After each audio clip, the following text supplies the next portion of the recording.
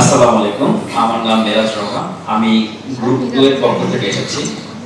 তো আমরা গ্রুপ 2 তে যে পিরামিডটা ডিসপ্লে করেছি সেটা প্রথমে আমরা লিখেছি যে প্র্যাকটিস বাই ডুইং। আপনি আমি সবকিছু আমরা কম বেশি জানি বা শুনে শুনে জানতে পারি, কিন্তু যত বেশি প্র্যাকটিস করব, এটা কথা আছে practice makes a man perfect.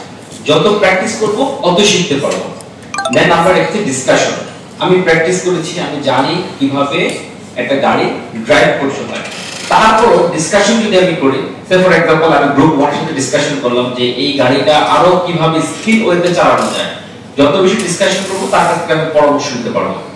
Then 3 number আমরা রেখেছি ডেমনস্ট্রেশন। আমরা শুনেছি যে হাতি 4টা পা একটা সুর আছে, আমি কখনো দেখিনি। আমি যেহেতু দেখিনি, কখনো যদি আমাকে হাতির সুরটা ধরে বলে এটা হাতির পা, আমি তাই বিশ্বাস করব। সো আমাকে দেখতে হবে যে হাতির সুর কোনটা, হাতির পা কোনটা। অনেকে ফিল করে হাতির 5টা পা।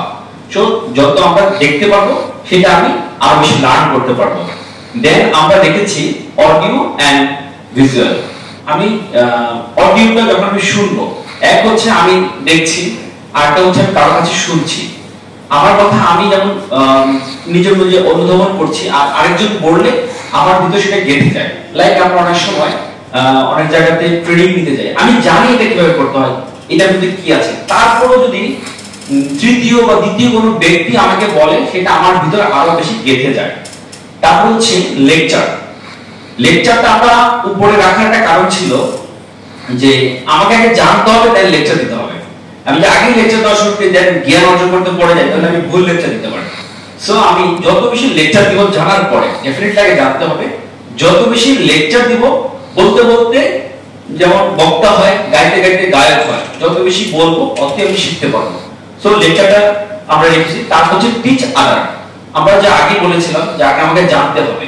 সো আমি বলতেছি, জানতেছি, এখন আমি আরেকজনকে শিক্ষা দিতে পারবো। আমি যদি আগে শিক্ষা দিতে যাই কোনো কিছু জানার আগে, তাহলে বুঝতে হবে যে আমার কাছ থেকে ভুল মেসেজটা আরেকজনে শিখতে পারে এবং তারও সেই ভুল মেসেজটা সে ক্যারি করবে। দেন আমরা দেখেছি reading and listening. Reading and listening, পড়া এবং শোনার মধ্যে অনেক শিখার আছে। কেন আমরা সেটাকে উপরে রেখেছি?